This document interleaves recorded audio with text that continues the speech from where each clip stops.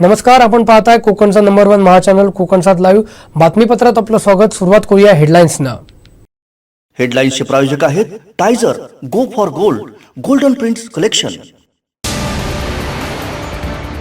राज ठाकरेंवर टीका करताच मिसेस मुख्यमंत्र्यांची स्माईल. धर्मवीर सुसाट, आनंद दिघेंची क्रेज कायम. आता गोवा फाईल्स उघडणार, प्राध्यापक सुभाष वेलिंगकर यांचा इशारा. हेडलाईन्सचे प्रायोजक आहेत टायझर, go for gold, golden prints collection. आता पाहूयात सविस्तर बातम्या.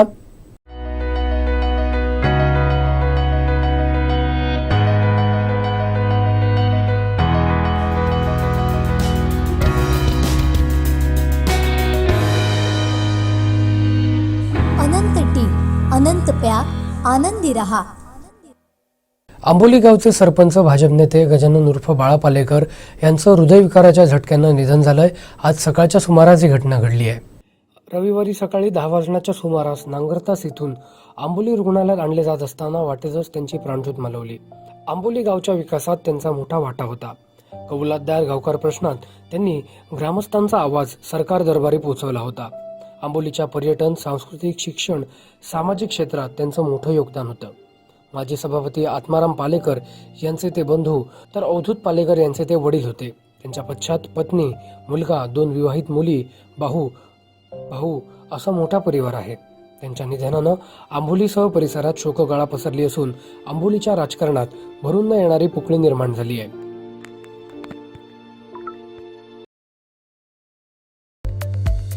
संपूर्ण कोकणसह जगभरातील ताज्या घडामोडी सर्वात प्रथम पाहण्यासाठी कोकणचं नंबर 1 महा चॅनल कोकण 7 लाईव्हचं यूट्यूब चॅनल सबस्क्राईब करा आणि लेटेस्ट अपडेटसाठी बेल आयकॉन क्लिक करा. कोकणात यायचं आणि घर घ्यायचं तर फक्त ओट्राचंच. होय, Otra business park, new Otra, Otra prestige, Otra residency आणि ओट्रा ग्लोबल सिटी असे भव्यदिव्य प्रकल्प. सर्व अत्याधुनिक सोयींनी युक्त 1 RK, 1 BHK, commercial shop, office service apartments, hotels आणि रिलेटर्स फ्लॅट अवघ्या 9,37,000 उपलब्ध. बुकिंगसाठी संपर्क 8530 33 34 11 आणि 8530 04 34 11. Otra group of companies. Uddhav Thackeray यांनी लगे रहो मुन्नाभाई चित्रपटाचा उल्लेख करत राज ठाकरेंवर टीका केली आहे. यावेळी त्यांनी चित्रपटातील अभिनेता संजय दत्तच्या डोक्यात केमिकल लोचा झाला आहे, तशीच राज ठाकरेंची गत झाल्याची टीका केली आहे. मग मध्येच कोणतरी उठतं. मला मध्ये एका शिवसैनिकांनी चांगलं सांगितलं अचानक, कारण हल्ली जरा मी भेटायला सुरुवात केलेली आहे, बोलतो फोनवरती वगैरे. मला एका शिवसैनिकांनी काय कशासाठी विचारलं पटकन, साहेब तुम्ही तो लगे रहो मुन्नाभाई पाहिलात का? म्हटलं संबंध काय लगे रहो मुन्नाभाईचा? म्हटलं थोडासा पाहिला. का रे? अहो त्याच्यात नाही का त्या संजय दत्तला गांधीजी दिसतात, गांधीजी बोलतात, मग हा गांधीगिरी करायला लागतो. म्हटलं मग नाही, तशी एक केस आहे आपल्याकडे म्हणे. म्हटलं कोणती केस? अहो ती नाही का ज्याला स्वतःला बाळासाहेब झाल्यासारखं वाटतं, शाल घेऊन फिरतात म्हणे हल्ली, मग कधी मराठीच्या नादाला लागतात, कधी हिंदुत्वाच्या नादाला लागतात.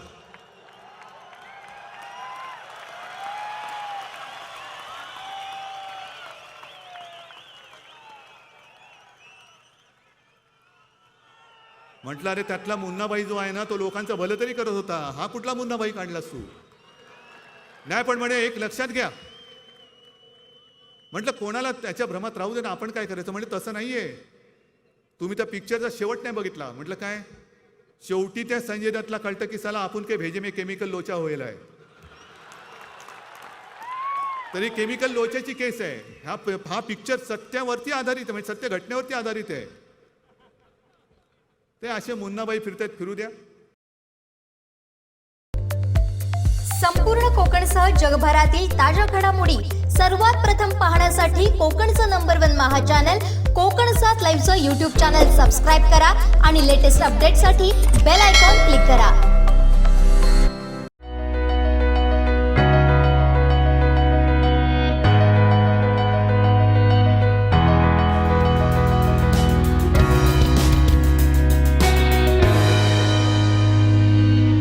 अनंत टी, अनंत प्या, आनंदी रहा.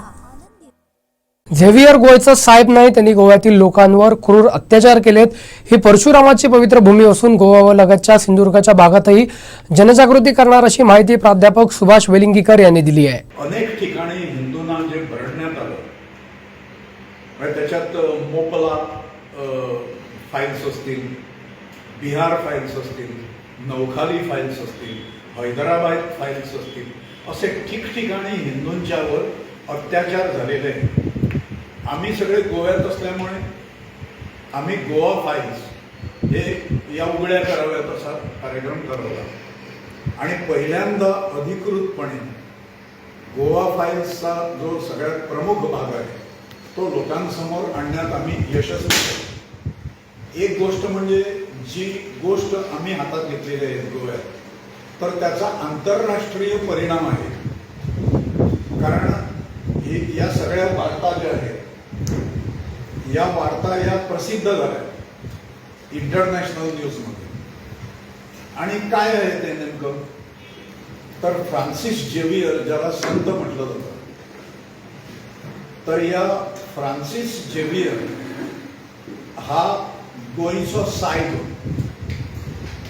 असा वाक्प्रचार जो आहे हा प्रचलित करण्यात पद्धतशीरपणे गोव्यात आलेला आहे. तर कसा प्रचलित झाला, तो का झाला? फ्रान्सिस झेवियर हा गोईचा साहेब कशा करता हा मुद्दा उपस्थित होतो आणि त्यामुळे दोन गोष्टींनी सांगून आम्ही त्या एकूण जो प्रवाद आहे गोईचा साहेब म्हणायचा फ्रान्सिस झेवियर, तो हाणून पाडला. एक म्हणजे फ्रान्सिस झेवियरला गोईचा साहेब म्हणणे, साहेब म्हणजे रक्षण करता, गोईचा रक्षण करता असं म्हणणं दोन निकषांवर अत्यंत चुकीचं ठरणार आहे. एक म्हणजे अराष्ट्रीय असा हा विषय आहे, त्याला गोईचा साहेब म्हणणे, आणि दुसरा अमानवी विषय आहे, मानवतेला धरून नाही. या दोन्ही निकषांवर यापुढे गोव्याला कुणीही फ्रान्सिस झेवियरच्या नियंत्रणाखालचा प्रदेश समजता कामा नये आणि झेवियरला गोईचा साहेब मानता कामा नये. त्याची जो प्रवास त्या सगळ्या या वाक्प्रचाराचा झाला आणि प्रवादाचा झाला, खोट्या समजुतीचा झाला, त्याच्या मुळाशी जरा मी जातो. संभाजी महाराजांनी आक्रमण केलं पोर्तुगीज साम्राज्यावर, म्हणजे ईस्टर्न साम्राज्य, पूर्वेकडील साम्राज्य असं म्हणून गोव्यातल्या आपल्या सत्तेला संबोधन जे पोर्तुगीजांनी दिलं होतं ते हे संबोधन दिलं होतं की ईस्टर्न एम्पायर असं. तर त्याच्यावर शिवाजी महाराजांनी आक्रमण केलं होतं, हल्ला केला होता गोव्याला स्वतंत्र करण्याच्या दृष्टीने पोर्तुगीजांच्या जोडातून, आणि त्याच्यापेक्षा मारक हल्ला हा संभाजी महाराजांनी 1683 सालात केला नोव्हेंबर महिन्यात. आणि पोर्तुगीज सत्ता गोव्यातली आणि भारतातली पूर्णपणे उखडून लावायची अशा पद्धतीचा हा इरादा होता. 26 दिवस संभाजी महाराजांच्या सैन्याचा मुक्काम गोव्यात जे 3 तालुके पोर्तुगीजांनी त्यावेळेला जिंकले होते आणि तेवढेच ताब्यात होता, पूर्ण गोवा हा पोर्तुगीजांच्या ताब्यात नव्हता. 66, बारदेश आणि तिसवाडी असे 3 तालुके पोर्तुगीजांच्या हातात होते. तर संभाजी महाराजांनी आपली सेना ही विखरून 66 आणि बारदेशमध्ये पाठवली आणि स्वतः तिसवाडी तालुका जो आहे, गोव्याची राजधानी जी आहे गोव्याची, ओल्ड गोवा या ठिकाणी होती, तर तिच्यावर हल्ला करून पूर्णपणे पोर्तुगीजांना संपवायची मोहीम आखली. 26 दिवस ही मोहीम चालली आणि आश्चर्य असं की ज्या साम्राज्याला पूर्वेकडील साम्राज्य असं पोर्तुगीज मानायचं, ते संपायला आता 1-2 दिवसांचा अवधी आहे अशा पद्धतीचं वातावरण संभाजी महाराजांच्या सेनेने, संभाजी महाराजांनी गोव्यात निर्माण केलं. पोर्तुगीजांच्या हातात त्या दिवसापर्यंत फक्त 4 किल्ले राहिलेले होते. 66तील रायतूर आणि मुरगाव हे 2 किल्ले, छोटे किल्ले, आणि बारदेशमधील आगवाद आणि रेशमाकुश हे 2 छोटे किल्ले. एवढा प्रदेश, एवढ्यापुरताच पोर्तुगालचा साम्राज्य काय ते टिकून राहिलं आणि गोवा बेट म्हणजे जे आज ओल्ड गोवा जे आहे ही राजधानी मानली जाते, तर ते गोवा बेट असं मानलं जातं त्याला. तेवढ्यापुरतंच हे साम्राज्य आता प्राण कंठाशी घेऊन टिकून राहिलेलो होतं. तर तेही खलास करण्यात एवढ्या दुर्दैवाने लक्षात असं आलं की औरंगजेब बादशहाचा मोठा मुलगा जो शहाआलम, तो 1,00,000ची फौज घेऊन पोर्तुगीजांना मदत करण्यासाठी म्हणून गोव्याकडे त्याने कूच केलेलं आहे आणि गोव्यापासून काही अंतरावर त्याच्या सैन्य आलेलं आहे, ही बातमी संभाजीराजांना मिळाली. त्यामुळे त्याच्या कचाट्यात सापडू नये आणि स्वराज्य वाचवावं या हेतूने दुर्दैवाने त्यावेळेला, नाहीतर आम्ही गोवेकर 1683 मध्येच मुक्त झालो असतो आणि भारताचा भाग बनलो असतो. तर संभाजीराजांना स्वारी मागे घ्यावी लागली, हल्ला मागे घ्यावा लागला आणि निघून जावं लागलं. त्याच दरम्यान एक गोष्ट केली, भयभीत झालेले पोर्तुगीज, ज्यांना प्रचंड मार कधी इतिहासात नव्हे पोर्तुगीजांचा, एवढा जुवे बेटावर संभाजी महाराजांनी दिला होता आणि पोर्तुगीज गव्हर्नर जो आहे हा पळून जीव वाचवण्यासाठी 66तले पोर्तुगीज, बार्देश मधले पोर्तुगीज आणि गोवा बेटावरचे पोर्तुगीज हे सगळे ओल्ड गोव्याला चर्चमध्ये जमा झाले आणि शेवटचा उपाय म्हणून त्याने फ्रान्सिस झेवियरचं जे शव तिथे एका पेटीत ठेवलेलं आहे, ती पेटी उघडली आणि गव्हर्नरने आपला राजदंड हा त्या शवावर ठेवला आणि सगळ्यांनी करुणा भागली त्या शवाची की हे संकट जे पोर्तुगीज साम्राज्यावरचं आलेलं आहे, इथे मी हायलाइट करतो, पोर्तुगीज साम्राज्यावर जे संकट आलेलं आहे ते तू निभावून नये अशा प्रकारची प्रार्थना त्याने केली.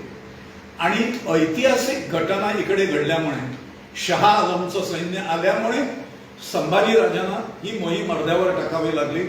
हे या दोन्ही गोष्टी अगदी जुळून आल्या, योगायोग म्हणावे लागतील आणि त्यामुळे हे संकट झेवियरच्या कृपेमुळे टळलं. अशा प्रकारची एक नवीन दंतकथा आणि चमत्कार हा त्या दिवसापासून फ्रान्सिस झेवियरच्या नावावर रुजू झाला. आणि मग कुणी वाचवलं गोवा? झेवियरने वाचवलं, कारण त्याची प्रार्थना केली होती. आणि त्या दिवसापासून पोर्तुगीज जे होते शासनकर्ते, पोर्तुगीजांचे भाट जे होते आणि चर्चचे पाद्री होते, या सगळ्यांनी त्याला गोयचो साहेब म्हणायला सुरुवात केली. साहेब म्हणजे रक्षणकर्ता, गोयचो साहेब म्हणजे हय साहेबा वगैरे अशा प्रकारचे सगळं हे कोकणीतही गोव्याच्या हे शब्द अंतर्भूत आहेत. त्यामुळे तोच सगळं रक्षण करतो, सुनामीपासून रक्षण करतो, कोरोनापासून रक्षण करतो वगैरे अशा प्रकारचा एक खोटी समजूत एक प्रसृत करण्यात आली होती, ती आतापर्यंत टिकून होती. कारण उघडरित्या हा विषय घेण्याचं धाडस कुणीही केलं नव्हतं आतापर्यंत. कारण फ्रान्सिस झेवियरला म्हणजे त्याला संत मी म्हणत नाही, ज्याला जे मानत असतील त्यांनी संत म्हणावं, पण जो माणूस गोमंतकीयांवर क्रूर अत्याचार करायला कारणीभूत झाला, नरसंहार गोमंतकीयांचा करायला कारणीभूत झाला, त्याने स्वतः केले नाही परंतु रक्ताने माखलेले हात घेऊन तो गोव्यात यायचा, धर्मांतर करायचा आणि पोर्तुगीज राजा जो डॉन जुआन थर्ड म्हणजे जुआन म्हणजे पोर्तुगीजमध्ये जुआन, तर हा त्याचा मित्र. कारण हा झेवियर त्याचा पर्सनल कन्फेसर. ख्रिश्चन धर्मात असं मानलं जातं की मी जी काही पापं करतो किंवा ज्या चुका माझ्या हातून घडतात त्या कुणातरी पादरीला जाऊन सांगायच्या.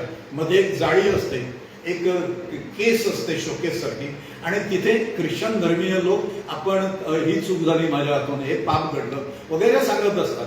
आणि समज असा असतो की एकदा ते सांगितल्यानंतर तुम्ही पापमुक्त झालात. तर हा झेवियर हा त्या डॉन जुआन जो होता, जॉन राजा जो होता त्याचा थर्ड राजा, तर त्याचा पर्सनल कन्फेसर होता म्हणून राजदरबारी त्याच्या शब्दाला किंमत होती. त्यामुळे त्याचं पत्र आहे लिहिलेलं, ते उद्धृत केलेलं आहे स्वर्गीय टी.बी. पुन्ना नावाचे जे गोव्यात थोर स्वातंत्र्य सेनानी होऊन गेले, ज्यांना आज देखील आम्ही सगळे गोवेकर अत्यंत गर्वाने अभिमानाने गोव्यातील राष्ट्रवादाचे जनक असे म्हणतो. त्यांनी डिनॅशनलायझेशन ऑफ गोवा नावाचं एक पुस्तक लिहिलेलं आहे आणि त्याच्यात त्यांनी हे लिहिलेलं आहे, ही पत्र उद्धृत केलेली आहे फ्रान्सिस झेवियरची. आणि दुसरं एक पुस्तक म्हणजे गोव्याच्या स्वातंत्र्य लढ्याचा इतिहास म्हणून गोवा सरकारने जी पुस्तकं प्रस्तुत केली आहेत सरकारी खात्यामार्फत. मनोहर सरदेसाई हे त्याचे लेखक आहेत, 2 खंड आहेत. त्याच्यात हा संभाजी महाराजांचा इतिहास दिलेला आहे आणि त्याच्यात ही सगळी मी आत्ता जे सांगितलं ते इतिहासाचा दाखला असलेल्या अशा गोष्टी आहेत या लपवण्यात आल्या होत्या. हे इन्क्विजिशन जे गोव्यात आलं, इन्क्विजिशन म्हणजे चर्चने प्रस्थापित केलेलं कोर्ट. जसं सत्याग्रहींना पोर्तुगीज कोर्टात खेचायचं आणि खोटे आरोप वगैरे लावून त्यांना शिक्षा फरमावायचे, वन साइडेड म्हणजे एकांगी एक फार्स करायचा चौकशी केल्याचा आणि शिक्षा ज्या मनात असतील त्या ठोठवायच्या. ही जशी पद्धत होती तशी चर्चची पद्धत राहिलेली आहे. गोव्यातला छळ हा पहिला छळ नव्हे. चर्चच्या इतिहासात लोकांना पाठवण्यासाठी अनन्वित अत्याचार स्पेनमध्ये देखील करण्यात आले. तिथेही हे इन्क्विजिशन होतं. त्याच्यानंतर पोर्तुगालमध्ये यहुदी लोक जे होते, ज्यू लोक जे होते, हे कोणत्याही रीतीने ख्रिश्चन धर्म हे स्वीकारत नसत. त्यामुळे त्यांचा छळ करावा आणि बाटलेल्यांना त्यांचा धर्म सोडायला प्रवृत्त करावं म्हणून हा छळ पोर्तुगालमध्ये देखील झालेला आहे. त्यामुळे 2 इन्क्विजिशन्स गोव्यापूर्वी तिथे घडलेलीच आहे. त्यांचं करवरी आहे लक्षात इतिहासाला आलेलंच आहे. हे एवढं असताना फ्रान्सिस झेवियर ज्या अर्थी गोव्यासाठी देखील इन्क्विजिशन आल्याशिवाय गोवेकर हे ऐकणार नाही. ते धर्म बदलल्यानंतर ते आपल्या ब्राह्मणाकडे जातात, पुरोहिताकडे, आणि मग त्यांच्यावर तो तीर्थ शिंपडतो आणि त्यांना परत हिंदू धर्मात प्रवेश देतो. अशा पद्धतीने जर करायला लागलो तर गोव्याचं ख्रिस्तीकरण कधीच होऊ शकणार नाही. त्यामुळे इन्क्विजिशन आणलं पाहिजे असा आग्रह फ्रान्सिस झेवियरने केलेला होता. त्यामुळे इन्क्विजिशन गोव्यात ज्याच्यातर्फे छळ झाला, एकेका दिवशी 10,000 लोकांना जिवंत जाळण्यात आलं. डेललॉम बुकॅनन नावाचे इतिहासकार आहेत फ्रेंच, या दोघांनीही मोठे अकाउंट्स लिहून ठेवलेले आहेत गोव्यातल्या अत्याचाराबद्दलचे. आपल्या गोव्याचे सुपुत्र का प्रियोळकर म्हणजे अच्युत काकबा प्रियोळकर, त्यांनी एक पुस्तक लिहिलेलं आहे गोवा इन्क्विजिशन. तर या गोवा इन्क्विजिशन त्यांनी कशाच्या आधारावर लिहिलं की पोर्तुगीजांच्या लायब्ररीमध्ये जो पत्रांचा संग्रह आहे आणि जी माहिती संकलित केलेली आहे गोव्यातील अत्याचारांच्या बद्दल, त्याचा आधार घेऊन त्याने हे पुस्तक लिहिलेलं आहे. त्याच्यात केलेले अत्याचार जे आहेत, जगात कुणी कुणावर, हिटलरने देखील लोकांवर अत्याचार ज्यूंवर एवढे केले नाहीत असं तुम्ही म्हणू शकाल. एवढी यंत्र त्याने वापरली. म्हणजे स्त्रियांचे स्तन काढण्यासाठी स्पेशल यंत्र, स्त्रियांना टांगून त्यांच्या काखेत मेणबत्त्या पेटवणे आणि मांस असं गळून पडत असे. एखाद्याला तो ख्रिश्चन झाला असून देखील हिंदू पद्धती जी आहे या अनुसरतो म्हणून त्याच्यात शिस कडवून त्याच्या घशात ओतायचं. काट्यांच्या चक्रावर नग्न करून माणसाला बांधायचं, गरगरा फिरवायचं. Punishment by water, punishment by पोत्रो, पनिशमेंट बाय म्हणजे सगळं हाडं बिडं तोडून त्याची जिवंत असताना एवढे क्रूर अत्याचार राक्षसही करणार नाही. हे गोवा इन्क्विजिशन जे आहे ते पुढे जे काही एक वर्षभर ही कॅम्पेनच करणार आहोत आम्ही, हिंदू रक्षा महाआघाडी. आणि त्यामुळे त्याच्यातून काही प्रदर्शनं, काही व्हिडिओज वगैरे अशा प्रकारे प्रदर्शित केले जातील. पुस्तकांचा आधार घेऊन पुस्तकातली हे चित्र, पुस्तकातले लेख वगैरे उद्धृत केले जातील. आणि अशा प्रकारचा भरपूर ऐतिहासिक दस्तऐवज उपलब्ध आहे जेणेकरून इन्क्विजिशन जो चर्चने लोकांवर अत्याचार केले धर्माच्या नावाखाली गोव्यातल्या लोकांवर, आणि त्याच्यात म्हणून गोवेकरांना गोवा सोडून परागंदा व्हावं लागलं. या सगळ्या कोस्टवर, कोस्टलाईनवर, ही किनारपट्टी जी आहे जी परशुराम निर्मित भूमी असं आम्ही मानतो, स्कंद पुराणात उल्लेख असल्याप्रमाणे, म्हणजे केरळपर्यंत गुजरातपासून, तर त्याचा गोवा हा एक भाग आहे. त्यामुळे ही सगळी कॅम्पेन जी आहे गोवा फाईल्स उघडणे, ही परशुराम जयंतीचा मोका साधून आम्ही या फाईल्स खुल्या करायला सुरुवात केलेली आहे. आमच्या दृष्टीने फाईल्स खुल्या करणे म्हणजे जो इतिहास प्रणित विषय आहे, पुरावे आहे, हे लोकांच्या समोर मांडणे. छळ जो झालेला आहे तो केवळ हिंदूंचा छळ झालेला नाही. नव ख्रिश्चन जे होते म्हणजे आपल्याच पूर्वज बाटवलेले, तर ते आपल्या देवतांना सोडत नाही, उद्बत्त्या दाखवतात, मग पूजा करतात रात्रीच्या वेळी वगैरे. ज्यांच्याबद्दल ज्या चहाड्या सांगितल्या गेल्या त्याबद्दल त्यांना आणून त्यांच्यावर हे अत्याचार केले गेले. आणि लोक मोठ्या संख्येने काश्मीरमधून, जसा एक्झोडस आणि जेनोसाइड हे दोन शब्द काश्मीरच्या बाबतीत उच्चारले जातात. जेनोसाइड म्हणजे मोठ्या प्रमाणात कत्तली करणे, नरसंहार, आणि एक्झोडस म्हणजे लोक भीतीने तो प्रदेश सोडून दुसरीकडे जाणे, निर्वासित होणे. तर तशा प्रकारची बरीच मंडळी आज तो छळ आणि भोगायला नको म्हणून ही मंडळी सगळे आपल्या देवांना घेऊन बाहेर पडली. त्या छळांचा इतिहास आणि त्याला कारणीभूत ठरणारा फ्रान्सिस झेवियर हा आहे. हा कदापि गोईचा साहेब होऊ शकत नाही माणुसकीच्या दृष्टीने. एक दुसरा निकष मी सुरुवातीला सांगितला तो राष्ट्रीयतेचा निकष. जो माणूस फ्रान्सिस झेवियरला गोईचा साहेब म्हणतो तो अराष्ट्रीय आहे असं आमचं म्हणणं आहे. कारण पोर्तुगीजांच्या हल्ल्यापासून जर झेवियरच्या प्रेताने गोव्याचं रक्षण केलं तर गोव्याचं रक्षण नव्हे, पोर्तुगीज साम्राज्याचं रक्षण केलं. पोर्तुगीज साम्राज्याचं रक्षण करणारा मुक्त गोमंतकात, आज आम्ही मुक्त आहोत, 60 वर्ष झाली गोवा विमुक्त होऊन. मुक्त गोव्यात औरंगजेब राष्ट्रपुरुष जसा होऊ शकत नाही तसा झेवियरही क्रूर कर्मा जो आहे म्हणजे गोमंतकी यांच्या क्रौर्याला म्हणजे अनन्वित अत्याचारांना कारणीभूत झालेला हा कसा असू शकतो.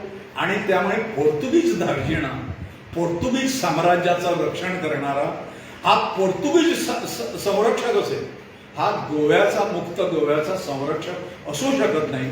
अनेक वर्तमानपत्रांनी गोईचा साहेब म्हणणे चालू ठेवलं होतं. त्यांना आमची विनंती आहे वृत्तपत्रांना की तुम्ही त्यांना वाटेल ते म्हणा, गोईचा साहेब म्हणू नका. तो आमच्या ज्या पिढीला प्राण गमवावे लागले या अत्याचारात, ह्या आमच्या ख्रिश्चन आणि हिंदूचे पूर्वज जे आहे त्यांचा अपमान आहे.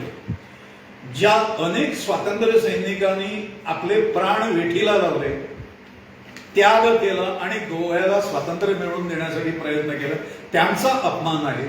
आणि देशाच्या राष्ट्रीयतेचा, सार्वभौमतेचा आणि माणुसकीचा अपमान आहे त्याला गोईचा साहेब म्हणणे.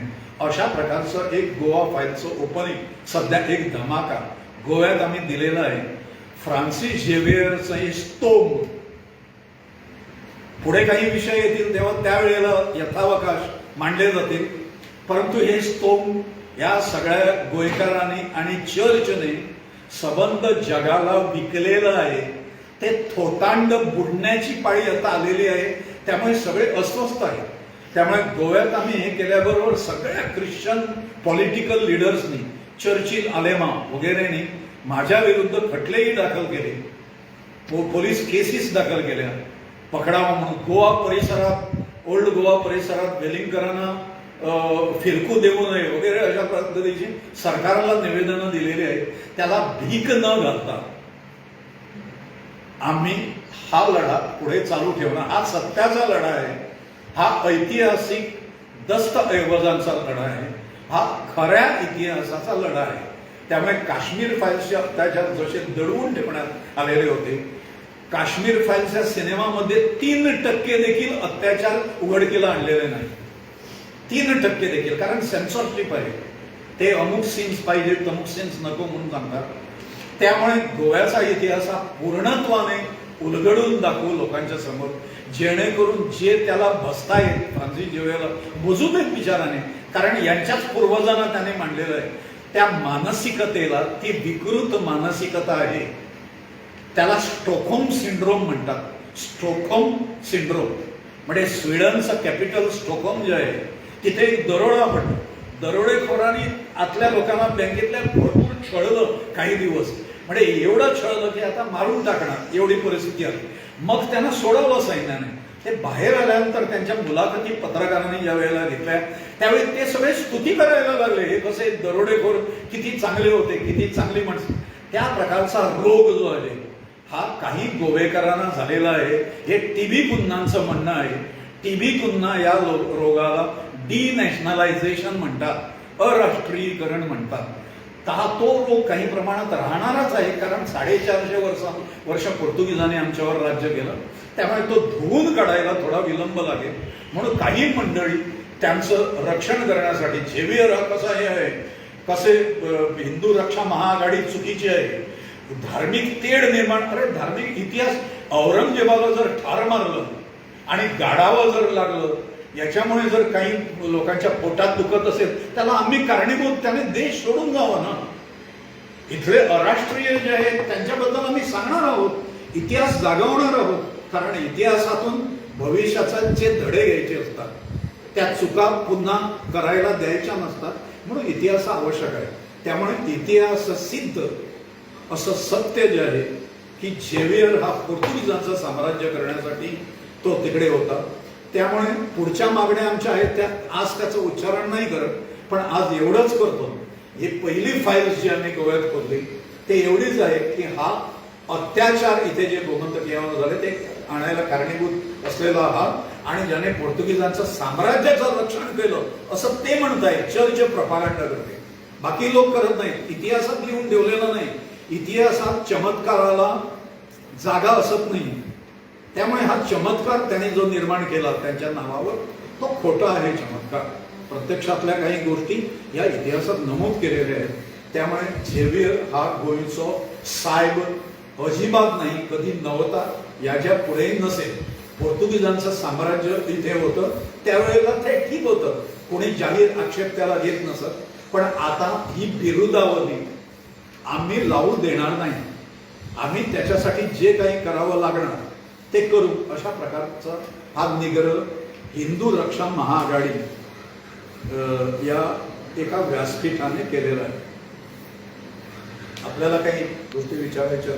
परशुराम भूमी असं आम्ही जे म्हणतो त्याला आख्यायिका आणि स्कंदपुराण जे आहे 18 पुराणापैकी एवढा जाड ग्रंथ स्कंदपुराण म्हणून आहे. तर त्याच्यात कोकण खंडात त्याच्यात एक उल्लेख आहे. तर त्याच्यात जमदग्नींना मारून टाकलं सहस्रार्जुनाच्या पोराने. कामधेनू जी त्यांच्याकडे होती ही पळवून नेत होते, त्यामुळे सहस्रार्जुनाला मारून टाकलं युद्धात परशुरामाच्या बंधूंनी. त्याचा सूड घेण्यासाठी म्हणून त्याचा मुलगा सहस्रार्जुनाचा आला, जमदग्नींचा शिरच्छेद केला. रेणुका मातेला सती जाणे भाग पडले आणि परशुरामांना जेव्हा ही गोष्ट कळली, 6वा अवतार आम्ही आमच्या संस्कृतीमध्ये परशुरामांना मानतो. परशुराम हे लिजंड नव्हते, म्हणजे एक काल्पनिक व्यक्तिमत्व नव्हतं, ते खरं आहे अशा प्रकारचे ऐतिहासिक शोध इथे आहे. आणि त्यांच्या काही डेट्स आहेत 3500 ते 2500 BC, म्हणजे ख्रिस्ताच्या पूर्व. म्हणजे आता 2000 साल चालू आहे, 2022 आहे. अधिक 3500 किंवा अधिक 2500 केलं तर 5000 वर्षांपूर्वी ते 7500 वर्षांपूर्वी परशुराम नावाची व्यक्ती होऊन गेली. अशा पद्धतीचा एक ऐतिहासिक आहे. आज काही पुढे रामचंद्र अनंत सिनाय धुमे म्हणून इतिहासकारांनी आपल्या याच्यात केलेलं आहे. अनेक इतिहासकारांनी लिहिलेले पुस्तक आहेत. त्याच्या आधाराने परशुरामाने ही भूमी हयहय वंशाला मारून टाकल्यानंतर त्यांचं राज्य कश्यप ऋषींना देऊन टाकलं दान म्हणून. आणि हिंदू संस्कृतीत असं आहे ज्या आपण दान देतो जी भूमी, ती भूमी त्याच्यावर मालकी हक्क आपण गाजवत नाही. म्हणून काश्यपाने सांगितलं तू नवीन भूमी निर्माण कर आणि तिथेच तू राहा. तर त्यांनी 7 बाण मारले आणि त्याच्यातला एक बाण गोव्यात पडला. त्यामुळे बाणावली नावाचं जे गाव आहे त्याचं मूळ नाव बाणवल्ली आहे आणि तिथलासा चर्चिल आलेमाव आमदार म्हणून निवडून येत असे. लुईझिन फालेरो नावाचे जे मुख्यमंत्री माजी होऊन गेले, त्याने एक व्हिडिओ त्यांचा सध्या इथे व्हायरल होतो.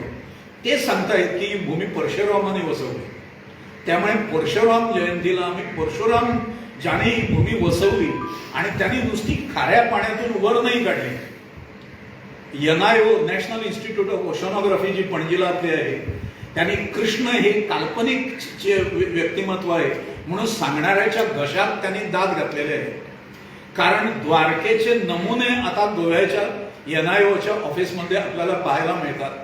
7 स्तर द्वारका नगरीचे होते आणि कृष्ण हा काल्पनिक फिगर नव्हे, राम हे काल्पनिक चित्र नव्हे, हे प्रत्यक्ष व्यक्तिमत्व होते. अशा प्रकारचे पुरावे आता हाती आलेले आहेत आणि त्यामुळे परशुराम जे होते हे व्यक्तिमत्व आहे अशा प्रकारचे पुरावे आहेत. आणि त्याने ती जमीन जी वरती काढली म्हणजे मालवण वगैरे सगळ्या ठिकाणाहून त्याचे प्रवाळ आहेत त्या जमिनीला चिकटून अनेक वर्ष समुद्रात असल्यामुळे त्या प्रवाळांचा अभ्यास केल्यानंतर ही सगळी जमीन एकाच वेळी वर आलेली आहे अशा प्रकारचे सिद्धांत या सगळ्या संशोधकांनी शोधून काढलेले आहेत. त्यामुळे आम्ही आज असं म्हणतो की परशुराम भूमी आहे आणि गोयचा साहेब जर कोणी असला तर तो परशुराम हा गोयचा साहेब आहे, तो फ्रान्सिस झेवियर नव्हे. अशा पद्धतीने आमचं मांडणं जे आहे हे सध्या सुरू झालं. त्याच्यात काही जाहीर सभा आहे, छोट्या कॉर्नर मीटिंग्स वगैरे आहे. या ठिकाणी जाऊन लोकांची जागृती जी आहे ही घडवण्याचं काम हिंदू रक्षा महाआघाडीने हाती घेतलेलं आहे. आपण ज्या गोवा फाईल्स ओपन करताय याविरुद्ध काही दिवसापूर्वी भारतीय जनता पार्टीचे जे सरकार आहे त्यांचंही स्टेटमेंट आलेलं होतं आपल्या विरोधात, तर आपण याबद्दल काय बोलतो? नाही, ज्यांनी म्हणजे बहुतेक ख्रिश्चन नेत्यांचे आलेले आहे. तर त्यामुळे एक काय मी जे मागे सांगितलं स्वर्गीय TB कुन्हाने सांगितल्याप्रमाणे डिनॅशनलायझेशन हा एक प्रकार आहे आणि माझ्या मते एवढी वर्षे दास्यत्वात राहून क्रूर अत्याचार काही पिढ्यांनी भोगल्यानंतर दुसऱ्या पिढ्या या जशा बाटगे जसे असतात ते अधिक कडवे असतात बाटल्यानंतर, ती स्थिती काही गोमंतकीयांची आहे. अनेक ख्रिश्चन कुंकळी परिसरात असे आहे. माझ्या समोर भाषणं झाले आहेत. माझं एक चर्चमध्ये एका शोकसभेला भाषण झालेलं आहे. 3 भाषणं झाली कुंकळीला असवण्याच्या चर्चमध्ये.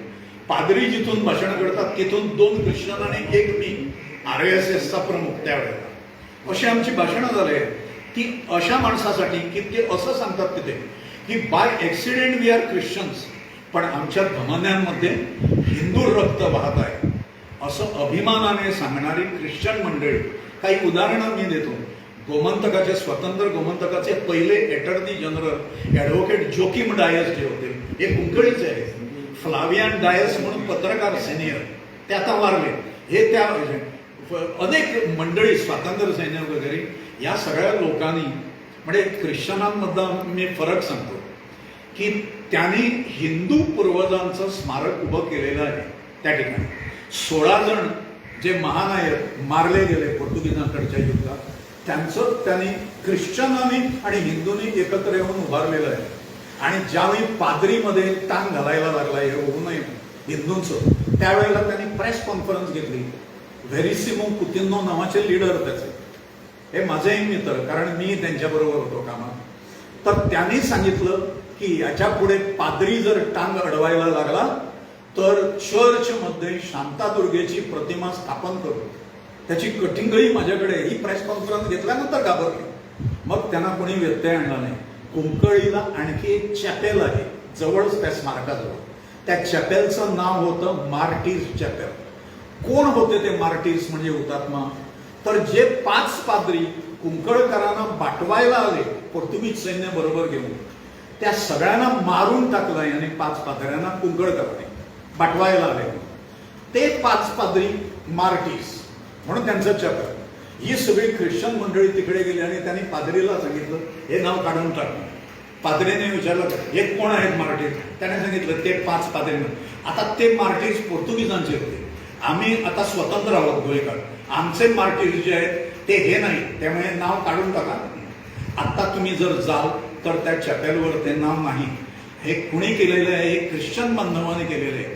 दे आर नॅशनलाइज्ड पीपल. राष्ट्रवादी ख्रिश्चन आहेत. सरसंघचालक आमचे ज्या वेळेला गोव्यात आले होते सुदर्शनजी, त्यावेळेला त्यांना तिकडे नेऊन 100 ख्रिश्चनांबरोबर त्यांची मीटिंग मी घडवून आणली होती आणि त्या सगळ्यांना त्यांचा सत्कार करणे, त्यांच्या हस्ते युक्लिड डिसोजा म्हणून त्यांचा नेहरूंचे मित्र 90 वर्षाचे युक्लिड, त्यांचा सत्कार वगैरे हे कार्यक्रम कुंकळीत झालेले आहे संघातर्फे. आणि त्यामुळे काही नॅशनलाइज्ड मंडळी आहे, पण हिंदूंमध्ये देखील अशी आहे, केवळ ख्रिश्चन आहे तसं नाही, हिंदूची सुद्धा रिएक्शन आहे. आम्ही त्यांची काडीची पर्वा करत नाही. कोणी काय दिलं म्हणून सत्य लपवून राहील या गोष्टीवर आमचा विश्वास नाही. त्यामुळे ते घाबरतायत हे सत्य समोर येईल, की त्यांनी काव करू द्यात. आम्ही आमची मोहीम जी आहे ही राबवणार आहोत. संपूर्ण कोकणसह जगभरातील ताज्या घडामोडी सर्वात प्रथम पाहण्यासाठी कोकणचं नंबर 1 महा चॅनल कोकण 7 लाईव्हचं यूट्यूब चॅनल सबस्क्राईब करा आणि लेटेस्ट अपडेटसाठी बेल आयकॉन क्लिक करा. प्रवेश सुरू 2022 वर्षासाठी. हजारो इंजिनियर आणि डॉक्टर घडवणारी अशी ही देश पातळीवरील नामांकित आणि एकमेव संस्था परफेक्ट अकॅडमी. 10वी नंतरच्या सायन्स करणाऱ्या विद्यार्थ्यांसाठी इंटिग्रेटेड कोर्स जेई आणि नीट 2 वर्षांसाठी. पुढे इथं 11वीची पहिली बॅच 26 एप्रिल 2022 पासून. आता विचार कसला करताय? त्वरित प्रवेश घ्या, कारण आमचे रिझल्ट बोलतात, आम्ही नाही. परफेक्ट अकॅडमी, तळमजला, हॉटेल यशोधरा, कुडाळ.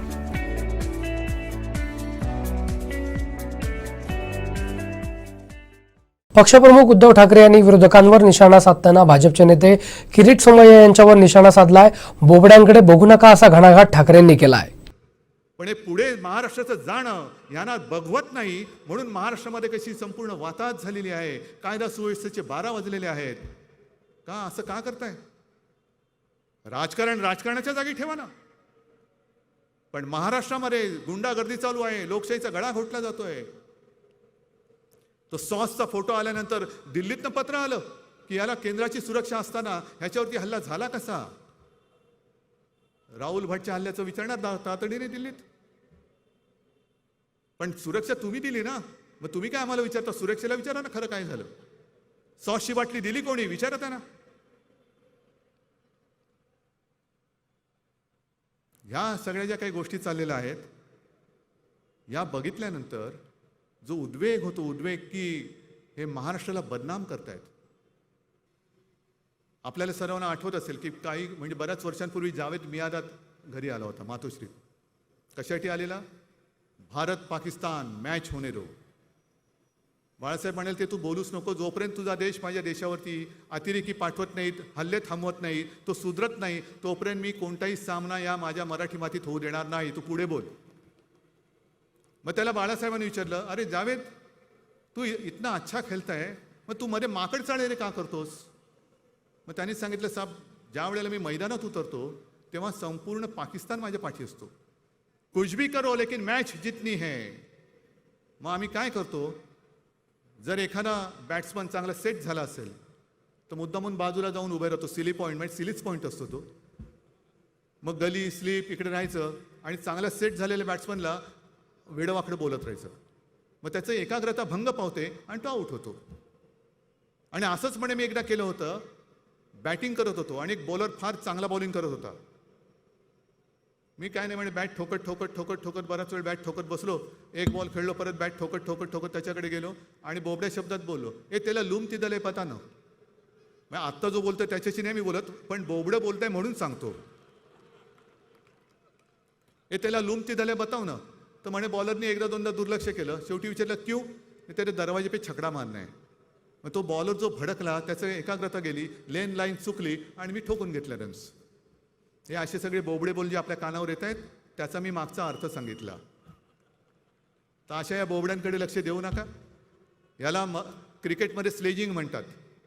स्लेजिंग म्हणजे समोरच्याला विकेट कसा तो आउट कसा होईल आणि जर बॉलर चांगला असेल तर त्याची बॉलिंग कशी बिघडेल ही बघणारी ही सगळी अवलारे. काम करण्याचा यांच्यात कर्तृत्व नाही, अजिबात नाही आहे. आणि आज आपण जे करतो आहोत हे काम हे त्यांना पचत नाहीये, पटत नाहीये. पुन्हा एक तर बघा, सत्ता 2.5 वर्ष झाली आपली, उद्धव ठाकरेला प्रशासन काही कळत नाही. हे सरकार कसं चालणार? हे आत्ता पडेल, मग पडेल, आणखीन पडेल. पिकलेले आंबे पडतात 2 वर्ष, पण सरकार नाही पडत आहे. संपूर्ण कोकणसह जगभरातील ताज्या घडामोडी सर्वात प्रथम पाहण्यासाठी कोकणचं नंबर 1 महा चॅनल कोकण 7 लाईव्हचं यूट्यूब चॅनल सबस्क्राईब करा आणि लेटेस्ट अपडेटसाठी बेल आयकॉन क्लिक करा. कोकणात यायचं आणि घर घ्यायचं तर फक्त ओट्राचंच. होय, Otra business park, new Otra, Otra prestige, Otra residency आणि ओट्रा ग्लोबल सिटी असे भव्यदिव्य प्रकल्प. सर्व अत्याधुनिक सोयींनी युक्त 1 RK, 1 BHK, commercial shop, office service apartments, hotels आणि रिलेटर्स फ्लॅट अवघ्या 9,37,000 उपलब्ध. बुकिंगसाठी संपर्क 8530 33 34 11 आणि 8530 04 34 11. Otra group of companies. भारतीय स्वातंत्र्य लढ्यात आणि संयुक्त महाराष्ट्राच्या लढ्यात RSS कुठे लपून बसली होती असा खडा सवाल शिवसेना पक्षप्रमुख मुख्यमंत्री उद्धव ठाकरे यांनी केला आहे. पाहुयात.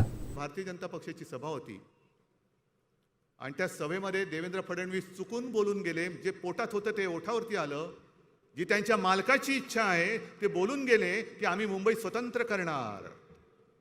अहो, तुमच्या मालकासकट तुमच्या 1760 पिढ्या जरी आल्या ना, तरी हा जिवंतपणा जो इकडे मर्द मावळ्यांमध्ये आहे. आणि शिवसेना प्रमुख बोलले होते ते मी पुन्हा बोलतो. मुंबई मराठी माणसाने रक्त सांडून हौतात्म्यात पत्करून मिळवलेली आहे. ती आंदण मोडून मिळालेली नाही, मिळवलेली मुंबई आहे. आणि या मुंबईचा लचका जो कोणी तोडण्याचा प्रयत्न करेल त्याचे तुकडे तुकडे केल्याशिवाय हा मर्द मराठा, मराठी आणि हिंदू बसल्याशिवाय राहणार नाही. करून टाकणार आम्ही. पण हे असंच आलेलं नाहीये. आता मला असं वाटायला लागलं की ही जी आपली जागा आहे, ज्या जागेवरती आपली सभा होते, इकडे ते बुलेट ट्रेन आणतायत. देशातली पहिली बुलेट ट्रेन अहमदाबाद ते मुंबई. कोणी मागितले? आपण मागितले? पाहिजे तुम्हाला? झाली. उद्या समजा मुंबई आणि अहमदाबाद बुलेट ट्रेन झाली, आपल्यापैकी किती जाणार तिकडे आणि किती लोक येणार इकडे? हा जो डाव चाललेला आहे, हा मुंबई तोडण्याचा डाव चाललेला आहे. मुंबई स्वतंत्र करणार म्हणजे काय करणार? देश आपला काय पारतंत्र्यात आहे, मुंबई पारतंत्र्यात आहे. पण मुळामध्ये मला देवेंद्र फडणवीसांना विचारायचं आहे की तुमचा पक्ष तर तेव्हा नव्हता, आमचाही नव्हता, पण तुमची मातृसंस्था जी आहे संघ, तिला आता 2-4 वर्षात 100 वर्ष होतील. त्यावेळेला संघ अस्तित्वात होता स्वातंत्र्यपूर्व काळात. पण एकदाही संघ आपल्या देशाच्या स्वातंत्र्य लढ्यात उतरलेला नाही. असेल तर दाखले दाखवा. तुमचं आणि स्वातंत्र्याचं काय संबंध? काय त्या स्वातंत्र्यामध्ये तुम्ही नव्हतात. संयुक्त महाराष्ट्राचा जो लढा चालला होता त्या लढ्यामध्ये नव्हतात. हा, होतात. कसे होतात? जनसंघ म्हणून होतात. आणि तेव्हा शिवसेना नव्हती, पण शिवसेना प्रमुख म्हणजे आपले बाळासाहेब आणि माझे काका श्रीकांत ठाकरे हे माझ्या आजोबांना मदत करत होते. माझे आजोबा प्रबोधनकार ठाकरे हे तेव्हा जे संयुक्त महाराष्ट्र जो लढा चालला होता त्या लढ्यामधले पहिले जे 5 सेनापती होते त्यातले एक प्रबोधनकार ठाकरे म्हणजे माझे आजोबा. आणि जनसंघाचा जो उल्लेख मी वाचला तेव्हा संयुक्त महाराष्ट्र समिती स्थापन झाली होती. काय वाटेल ते हो, सगळ्यांना त्यांनी आवाहन केलं होतं की आता आपापसातले मतभेद गाडून मुंबई महाराष्ट्राला मिळालीच पाहिजे. म्हणून वेडवाकडं न वागता आपण निवडणूक लढूया, म्हणून ती संयुक्त महाराष्ट्र समिती स्थापन झाली. आणि या संयुक्त महाराष्ट्र समितीतून पहिलं कोण फुटलं माहिती आहे तुम्हाला? जनसंघ, म्हणजे यांचे पूर्वीचे बाप. जनसंघ, जागा वाटपावरनं भांडण. जे शिवसेना प्रमुख आपल्याला सांगायचे की जागा वाटप करताना ही जागा आमचीच, ती जागा आमचीच. अहो, इकडे तुमचं काय आहे? नाही, इकडे आमचा एक कार्यकर्ता आहे, मोरंबा बनवतो चांगला, घराघरात जातो मोरंब्यातून, गोड आहे म्हणून आमची. इकडे काय, आमचा एक पापडवाला आहे, तो घराघरात पापड देतो. हे असं करत करत करत हे तेव्हापासून हा मुंबईचा लचका तोडण्याचा यांचा मनसुबा जो आहे हा वेळेत लक्षात घ्या. म्हणून मी तुम्हाला जे सांगतो ना की हे चुकून आलेलं नाहीये वाक्य, हे पोटातलं ओठावरती आलेलं आहे. हे पोटातलं ओठावरती आलेलं आहे. संपूर्ण कोकणसह जगभरातील ताज्या घडामोडी सर्वात प्रथम पाहण्यासाठी कोकणचं नंबर 1 महा चॅनल कोकण 7 लाईव्हचं यूट्यूब चॅनल सबस्क्राईब करा आणि लेटेस्ट अपडेटसाठी बेल आयकॉन क्लिक करा. अपघातासारख्या कोणत्याही इमर्जन्सीसाठी आता प्रवासाची रिस्क घेण्याची गरज नाही, कारण आता कणकवलीत सर्व अत्याधुनिक सुविधांनी सुसज्ज आहे डॉक्टर नागवेकर हॉस्पिटल आणि नर्सिंग होम. अत्याधुनिक ट्रॉमा केअर, अत्याधुनिक ambulance, trauma care surgeon, neurosurgeon उपलब्ध, रक्तपेढीची सुविधा, 20 किलोमीटर परिसरात ॲम्ब्युलन्सची मोफत सुविधा.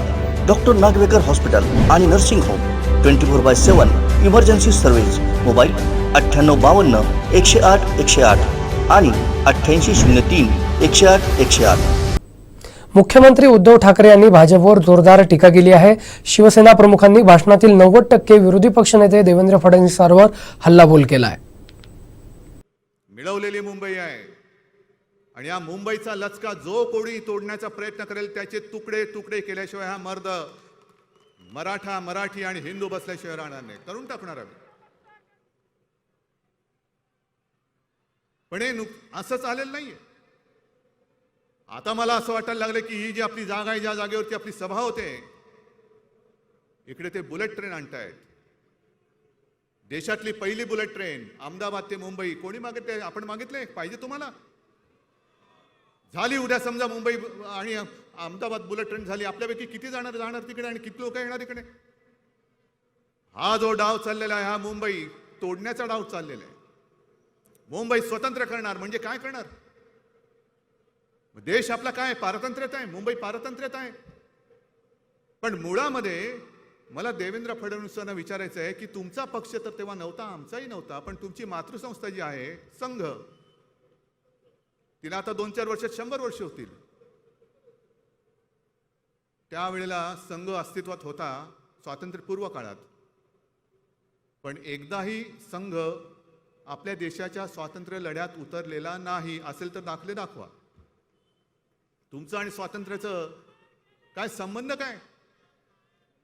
त्या स्वातंत्र्यामध्ये तुम्ही नव्हतात.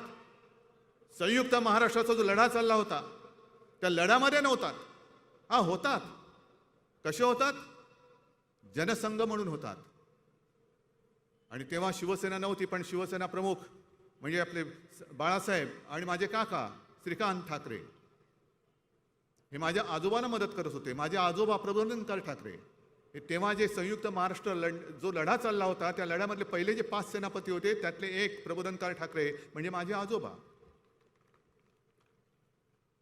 आणि जनसंघाचा जो उल्लेख मी वाचला तेव्हा संयुक्त महाराष्ट्र समिती स्थापन झाली होती. काय वाटेल ते हो, सगळ्यांना त्यांनी आवाहन केलं होतं की आता आपापसातले मतभेद गाडून मुंबई महाराष्ट्राला मिळालीच पाहिजे, म्हणून वेडवाकडं न वागता आपण निवडणूक लढूया. म्हणून ती संयुक्त महाराष्ट्र समिती स्थापन झाली. आणि या संयुक्त महाराष्ट्र समितीतून पहिलं कोण फुटलं माहिती आहे तुम्हाला? जनसंघ म्हणजे यांचे पूर्वीचे बाप. जनसंघ. जागा वाटपावरनं भांडण. जे शिवसेना प्रमुख आपल्याला सांगायचे की जागा वाटप करताना ही जागा आमचीच, ती जागा आमचीच. अहो इकडे तुमचं काय आहे? नाही, इकडे आमचा एक कार्यकर्ता आहे, मोरंबा बनवतो चांगला, घराघरात जातो मोरंब्यातून, गोड आहे म्हणून आमची. इकडे काय, आमचा एक पापडवाला आहे, तो घराघरात पापड देतो. हे असं करत करत करत हे तेव्हापासून हा मुंबईचा लचका तोडण्याचा यांचा मनसुबा जो आहे हा वेळेत लक्षात घ्या. म्हणून मी तुम्हाला जे सांगतो ना की हे चुकून आलेलं नाहीये वाक्य, हे पोटातलं ओठावरती आलेलं आहे. हे पोटातलं ओठावरती आलेलं आहे. आणि दुसरा अतिशय महत्वाचा मुद्दा जो आहे तो म्हणजे महागाई आहे की नाही. म्हणजे हिंदुत्व तर आहेच, कारण हिंदुत्व आमचा श्वास आहे आणि मराठी आमचा प्राण आहे, हे आम्हाला सिद्ध करण्याची गरज नाहीये. पण महागाईच्या मुद्द्यावरती बोलतच नाहीये कोणी. बरं, गेल्या 8-15 दिवसापूर्वी बऱ्याच दिवसांनी जेव्हा पंतप्रधानांनी एक कोविडवरती सभा घेतली, त्या सभेमध्ये त्यांनी कोविडवरती एक इलाज सांगितला. कळलं तुम्हाला? पूर्ण राज्याचे, देशातल्या राज्याचे मुख्यमंत्री तिकडे होते. 5 मुख्यमंत्र्यांना बोलायला दिलं. मी आपला IPL बघितल्यासारखं बघत होतो. मला त्या बैठकीत बोलायचं नव्हतं. बरं, सगळे 5 जण बोलले. बोलल्यानंतर माननीय पंतप्रधान हे समारोप करताना काही एक दिशा दाखवतात.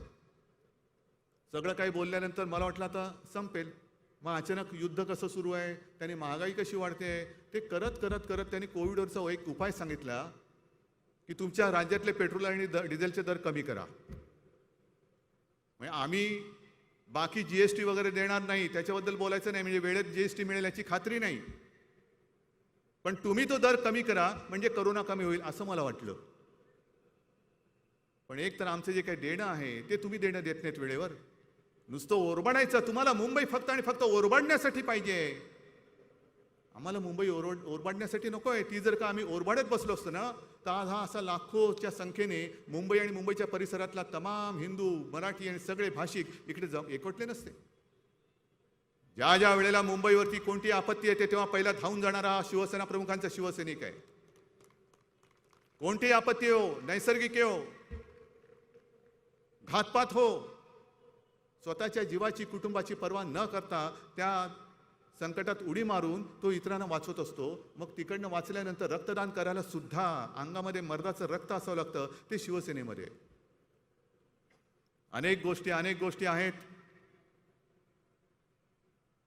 या गोष्टी आपण बोलून आता सांगायलाच पाहिजेत. कारण आता जे भारतीय जनता पक्षाने सुरू केलेलं आहे ते हेच आहे. एक तर तुम्हाला मोकळेपणाने सांगतो, मी मागे एकदा बोललो होतो की आमची 25 वर्ष युतीमध्ये सडली, हो सडलीच. कारण आम्ही ओळखलंच नव्हतं, हा मित्र नाही, हा शत्रू आहे. पण हिंदुत्वाचा बुरका फाटल्यानंतर त्याचा भेसूर, विकृत आणि विद्रूप चेहरा जो आता आम्ही बघतो आहोत, आम्ही अजून आमचा विश्वास बसत नाही. हाच का तो आपला मित्र ज्याला बाळासाहेबांनी जोपासलं होतं आणि आम्ही आमच्या डोक्यावरती घेऊन नाचत होतो? हाच तो. किती भयानक पद्धतीने आणि वाईट पद्धतीने अंगावर येत आहेत. दरवेळेला आम्ही काय म्हटलं का, आम्हाला सांगितलं जातं तुमच्या सामनामध्ये काय येतं. काय येतं सामनामध्ये? आमच्या सामनामध्ये जे येतं ते देशाच्या आणि राज्याच्या हिताचं असतं, हिंदुत्वाच्या हिताचं असतं आणि ते येणारच. पण संजय राऊत तिकडे बसलेले आहेत. मला कोणीही सामनामधला एक लेख काढून दाखवावा की ज्या भाषेमध्ये ही यांची सगळी लांडग्यांची पिलावळ आपल्या अंगावरती येते, कुटुंबियांना बदनाम करते, सगळं काही करते. अशा भाषेत आम्ही मोदीजींचा अपमान कधीतरी केला आहे का? एक लेख मला काढून दाखवा. याला म्हणतात संस्कार, याला म्हणतात संस्कृती. आणि तीच तुम्ही सोडल्यानंतर तुमचं हिंदुत्व राहिलं कुठे? आज महागाईच्या मुद्द्यावरती बोलताना मला काही दिवसांपूर्वीच एक मी मुद्दाहून बातम्या ठेवल्या तिकडे. हा 1973 सालचा काँग्रेस सत्तेवर असताना हा फोटो आहे. अटल बिहारी वाजपेयी, तो व्हिडिओच आहे, याच्यामध्ये तो फोटो नाही आलेला. पण तेव्हा वाजपेयींनी बैलगाडीतून संसदेत गेले होते. बैलगाडीतून वाजपेयी गेले होते. काय गेले होते? पेट्रोलची दरवाढ झाली. किती दरवाढ झाली होती आठवते तुम्हाला? 7 पैसे. 7 पैशांनी पेट्रोलचे दर वाढले म्हणून भारतीय जनता पक्षाने एक मोर्चा काढला आणि त्याच्यामध्ये स्वतः अटल बिहारी वाजपेयी हे बैलगाडीतून संसदेत गेले होते. मग तो संवेदनशील भाजप गेला कुठे आज? जे तुम्ही सांगता की शिवसेना बाळासाहेबांची नाही, मग कोण आहे ते? आणि ही जर बाळासाहेबांची शिवसेना नसेल तर तुमचा भाजपा तरी आज अटलजींचा वगैरे राहिला आहे काय? मला आठवते मुंबईच्या इकडेच कुठेतरी एक प्रबोधिनी आहे, रामभाऊ माळगी प्रबोधिनी, आणि तिकड्यांची चिंतन कुंथन वगैरे सगळं तिकडे चालतं. कधी चिंतन करत बसतात, कधी कुंथत बसतात. पण तरी देखील मी स्वतः तिकडे गेलो. मला फार अभिमान वाटला. प्रमोद महाजन ते त्या माळगी प्रबोधिनीची एक जबाबदारी पार पाडत होते. उत्तम सगळं साहित्य होतं, मार्गदर्शक होते, आणि तेव्हा तिथे जावंसं वाटायचं. मी त्यांना विचारलं काय करता ना? आम्ही इकडे कार्यकर्त्यांचं प्रशिक्षण शिबिर घेतो, कार्यकर्ता कसा असायला पाहिजे, राजकारण कसं करावं वगैरे वगैरे सगळी बौद्धिक देतो. मग आता प्रश्न पडतो, ती प्रबोधिनी जी काय आहे रामभाऊ माळगी, तिकडे हे तुम्ही शिकवलत का? ही तुमची पिढी, ही तुमचं प्रॉडक्ट आहे का? त्याच्यामध्ये जे काय होते ते गेले कुठे आता? रामभाऊ माळगी प्रबोधिनीमध्ये जे शिकलेले होते ते गेले कुठे आता? दिसतच नाही. आता जबाबदारी कोणावर आहे? कोणावर आहे? हा नाही, सहस्त्रबुद्धे गेले वर म्हणजे दिल्लीत. नाही, कोणालाच माहिती नाहीये. मग हे शिकवते तिकडे. मग एवढं खोटं नाटक बोलायचं आपण. काय होतं आपल्याकडनं ते होणार नाही. आपण कमी कुठे पडतो? सगळ्या बाबतीत आपण उजवे आहोत, पण कमी कुठे पडतो? आपण खोटं नाही बोलू शकत. आणि खोटं बोलणं हे त्यांच्या हिंदुत्वात बसतं, आपल्या हिंदुत्वामध्ये बसत नाही. हा फरक आहे दोघांच्या हिंदुत्वामध्ये. आणि आज सुद्धा जो प्रकार संजय राऊत यांनी सांगितला की काश्मीरी पंडित तो राहुल भट सरकारी कार्यालयामध्ये घुसून त्याला गोळ्या घातल्या, घुसून. काय करायचं आता? त्या कार्यालयाच्या समोर हनुमान चालीसा पडायचा? काय करायचं? काय का घंटा मोर्चा काढायचा तिकडे? अतिरेकी येत आहेत, महसूल कार्यालयात घुसतायत, नाव विचारतायत आणि कचा गोळ्या घालून पसार होऊन जात आहेत. नंतर मारले असं ते म्हणतायत, मारलेच पाहिजेत. पण ते मारून गेल्यानंतर नाही, मारायला येण्याच्या आत अतिरेकाचा खात्मा केला गेला पाहिजे. आणि आज तिकडे जे काय वातावरण झालेलं आहे, काश्मीरी पंडित म्हणतात की आमचा इकडे बळीचा बकरा केला जातोय. काय हे तुमच्या काश्मीर फाईलचं पुढचं पाऊल आहे की काय? पुढचं पान आहे की काय? का नाही बोलत त्याच्यावरती? का नाही बोलत महागाईवरती? महागाई एवढी पूर्ण झालेली आहे की आता मध्ये ती त्यांनी योजना काढली, ती उज्ज्वला योजना. किती झाला गॅस सिलेंडर? आता 1000च्या वर. देश का आजादी का अमृत महोत्सव म्हणजे 75 वर्ष पूर्ण झाली. रुपयाचा अमृत महोत्सव होऊन त्याच्या पुढे गेला, 77च्या पुढे. लाज नाही, लज्जा नाही, कर्तृत्व नाही आणि नुसतं लोकांना भ्रमिष्ट करून हे आपला कारभार करत राहतात. हे नाही आमचं हिंदुत्व. हे आमचं हिंदुत्व नाही. संभाजीनगरमध्ये जे काय घडलं, होय मी ते संभाजीनगर म्हणतो, नामांतर करण्याची गरज काय? आहेच ते संभाजीनगर. तिकडे तो ओवेसी गेला आणि त्या औरंगजेबाच्या थडग्यावरती डोकं टेकून आला. संजय तुम्ही म्हणाले ते बरोबर आहे. हे जे काय यांचं चाललंय ना, यांची A team, B team, C team, D team, कोणाला तरी औरंगजेबाच्या थडग्यावर पाठवायचं, कोणाच्या हातामध्ये भोंगा द्यायचा, कोणाच्या हातामध्ये हनुमान चालीसा द्यायचा आणि मजा बघत बसायची. म्हणजे काय कारवाई झाली तर त्यांच्यावरती होणार, आम्ही बोंबलायला मोकळे. मग आम्ही जाणार आणि टोमॅटो सॉस लावून पत्रकार परिषद घेणार.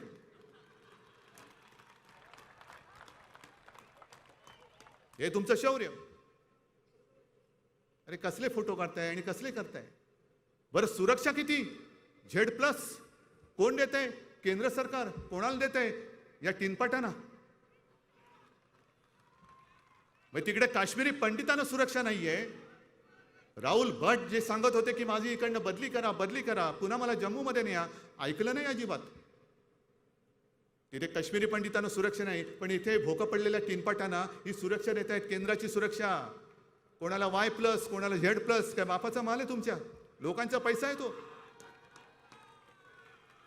लोकांच्या पैशावरती तुम्ही ज्यांना सुरक्षा द्यायला पाहिजे त्यांना सुरक्षा देत नाहीत आणि अशी नुसती भोकं पडलेली टिनपाटे घेऊन कशाला? काय उपयोग? गळक्या टिनपाटाचा उपयोग काय तुम्हाला? जरा टिनपाट शब्द बोलो, खरं टमरेल बोलायचं होतं.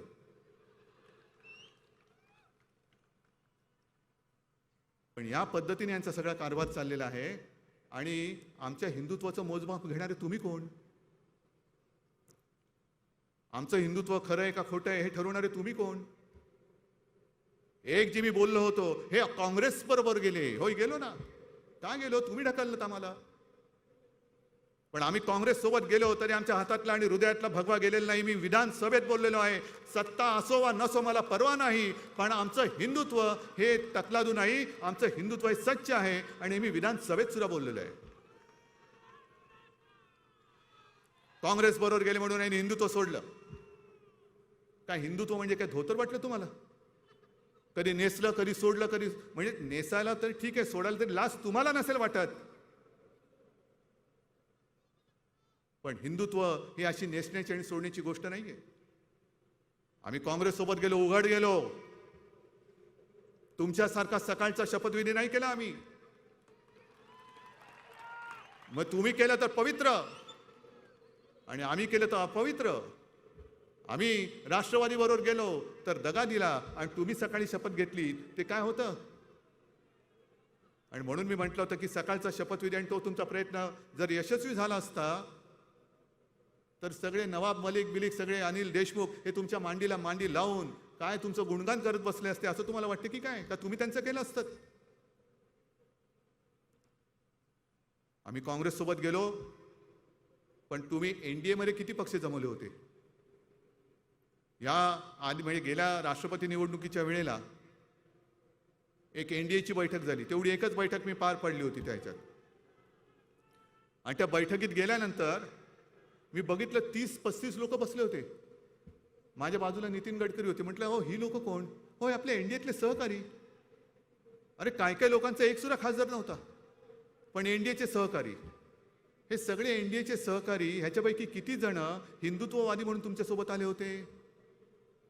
काय नितीश कुमार आले होते? जे नितीश कुमार बोलले की मला म्हणजे त्यांना संघमुक्त भारत करायचा आहे, ते नितीश कुमार हे हिंदुत्ववादी म्हणून तुम्ही मांडीवर घेतलं का? आणि आत्ता सुद्धा गेल्या आठवड्यामध्ये ते बोललेत हे भोंग्याचं वगैरे बकवास आहे. घातलं तुमच्या भोंग्यात पाणी त्या नितीश कुमारने. तुम्ही कुठे वाजवताय भोंगा तुमचा? काय हिंमत आहे का तिकडे नितीश कुमार समोर बोलायची? ओतलं त्याने भोंग्यात पाणी. तो हे चाळे मी नाही करणार इकडे. इकडे ज्याची त्याची मर्जी, ज्याने त्यांनी त्याच्याप्रमाणे पूजा अर्चा करावी. पण आणखीन एक जो महत्वाचा प्रश्न आहे, आज जे काश्मीरमध्ये चाललेलं आहे तेव्हाही सुरू होतं. आणि त्यावेळेला ह्याच बोगस हिंदुत्ववाद्यांनी भारतीय जनता पक्षाने मुफ्ती महम्मद सईद बरोबर सरकार स्थापन केलं होतं. काय मुफ्ती महम्मद सईद किंवा मेहबूबा मुफ्ती भारत माता की जय बोलतात का तुमच्या कानामध्ये वंदे मातरम बोलतात? पण काय आवेशाने सांगितलं. मी विधानसभेत बोललो तर मिरच्या लागल्या. नाही म्हणे तिकडे आम्हाला आव्हान दिलं होतं की इथे तुमच्या निवडणुका कशा होतात ते आम्ही बघतो, म्हणून आम्ही निवडणुका घेऊन दाखवल्या. चांगली गोष्ट आहे. मग नाही परत मग आम्हाला पाकिस्तानने आव्हान दिलं की तुम्ही सरकार कसं स्थापन करताय दाखवा, म्हणून आम्ही सरकार स्थापन करून दाखवलं. कोणाबरोबर? मेहबूबा त्या मुफ्ती महम्मद बरोबर. आनंदाची गोष्ट आहे. पण देवेंद्रजी मधला एक संदर्भ तुम्ही गाळलेला आहात, तो सगळ्या लोकांना मला सांगायचं आहे की मुफ्ती महम्मदनी जेव्हा प्रेस कॉन्फरन्स घेतली होती, तुमचा मंत्री त्याच्या सोबत होता आणि त्या प्रेसमध्ये त्यांनी सांगितलं होतं की काश्मीर खोऱ्यातल्या निवडणुका शांततेत पार पाडू दिल्या, म्हणून मी पाकिस्तान, हुरियत आणि दहशतवाद्यांना धन्यवाद देतो. मग नेमकं तुम्ही कोणाला काय दाखवलं? कोणाला काय दाखवलं? हे तुमचं हिंदुत्व. बरं तर बरं ते म्हणतात बाबरीच्या वेळेला शिवसैनिक नव्हतेच, मी गेलो होतो म्हणे तिकडे. अरे तुमचं वय काय होतं? काय शाळेच्या सहलीला गेलो होतात? हा काय शाळेची सहल होती का कॉलेजची सहल होती? चला चला चला चला अयोध्येला चला, चला चला चला चला अयोध्येला चला, असं काय होतं की बाबरी बघायला चला? काय तुमचं वय? बोलता किती? करता काय? मग तुम्ही आमच्यावरती जर का शंका व्यक्त करत असाल तर मी तुम्हाला थेट प्रश्न विचारतोय, तो तुम्ही तरी हिंदुत्वासाठी काय केलंय हे आता जनतेला कळून जाऊ द्या, देशाला कळू द्या. तुम्ही काय केलंय हिंदुत्वासाठी? बाबरी तर पाडली नाहीच. तुम्ही जर का देवेंद्र तिकडे खरंच गेला होतात ना, तर नुसता चढायचा प्रयत्न केला असता तरी बाबरी तुमच्या वजनाने खाली आली असती. हे लोकांना श्रमच करावे लागले नसते. तुम्ही नुसता प्रयत्न, एक नुसता पाय टाकला असता तर बाबरी खाली आली असती. पण आता म्हणतात ती मशीद नव्हती, तो ढाचा होता. अच्छा, मग तेव्हा एवढं टिपेला सगळं काय केलं होतं? बाबरी मंदिर पाडलं आणि मस्जिद बांधली, मंदिर पाडलं मस्जिद बांधली. आणि मला आठवत आहे, मी साक्ष आहे, सगळ्यांना लाखोच्या करोडीच्या संख्येने अयोध्येला बोलवलं होतं. त्याच्यात शिवसैनिक पण होते. आडवाणींचा मुलाखतीचा तो व्हिडिओ आहे. त्यांनी सांगितलं की ती जी लोक चढली होती ती मराठी बोलत होती, म्हणून मी प्रमोदला सांगितलं जा जरा बघून ये. प्रमोद गेला, पण प्रमोदचं देखील ती ऐकायला तयार नव्हती. मग अशी प्रमोदचं सुद्धा ऐकायला तयार नसलेली माणसं, मराठी माणसं कोण असतील दुसरी?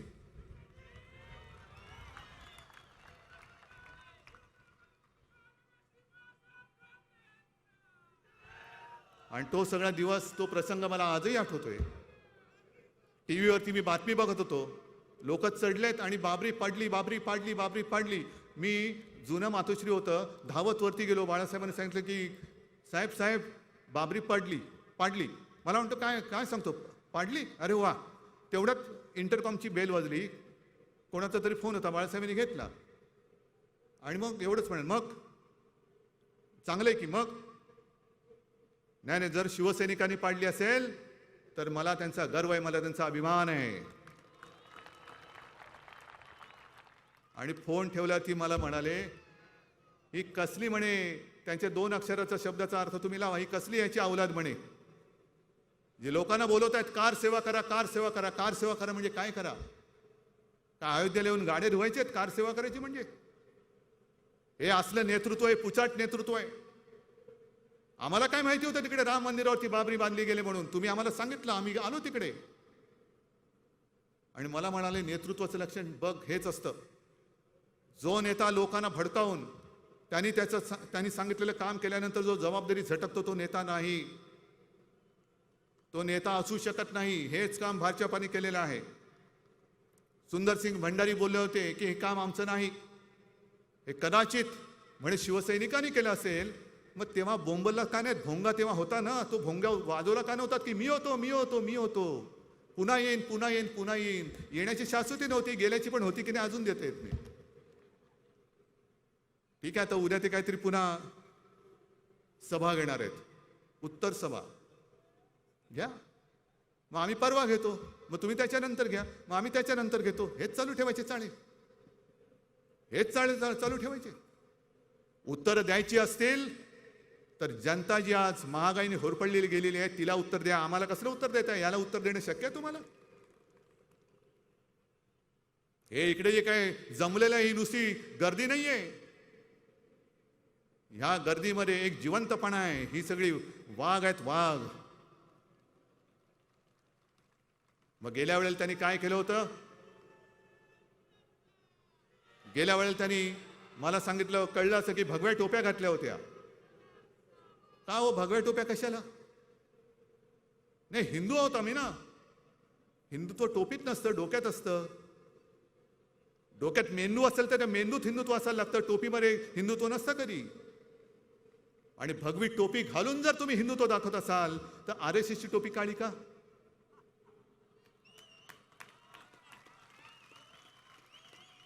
RSSची टोपी का? ही अशी सगळी विकृत माणसं. तुम्ही म्हणजे हिंदू नाही, ठीक आहे ना, आम्ही कुठे म्हणतोय की आम्ही म्हणजेच हिंदू, पण जे दिसते ते सत्य आहे, ते सांगण्याची आम्हाला गरज नाही. आम्ही हिंदू आहोत की नाही हे ठरवणारे तुम्ही नाही आहात. पण एक गोष्ट नक्की की तुमचं विकृत हिंदुत्व हे आम्हाला मान्य नाही. ही विकृती आहे. शिवसेना प्रमुखांनी हिंदुत्वाचा विचार दिला, तुम्ही त्या हिंदुत्वाचा विकार करतात. आणि अशी विकारी माणसं ही देशाचा कारभार काय करणार? मनोरुग्ण आहेत ही लोक.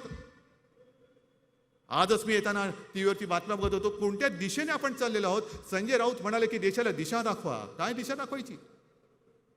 दुर्देशाकडे आपण चाललेलो, दुर्देशाकडे चाललेलो आहोत. कोण थांबवणार?